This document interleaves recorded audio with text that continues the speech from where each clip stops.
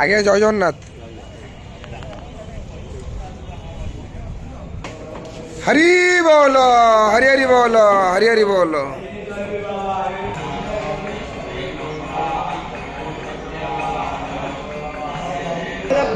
हरि बोलो, हरि हरि बोलो, हरि हरि बोलो।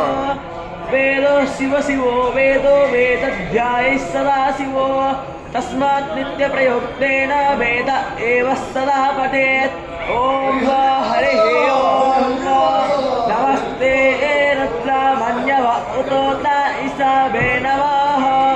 संता विचाकसे गामी संगिरिसंतहस्ते अर्भिर्भस्यस्तावे शिवांगे रत्रतां कोर सर्वाश्च यातु धान्यो धराचिः पराशुवो असो यस्ताम्रो अरुण ओहोतन स्वामित्व हरि बोलो, हरि हरि बोलो, हरि हरि बोलो।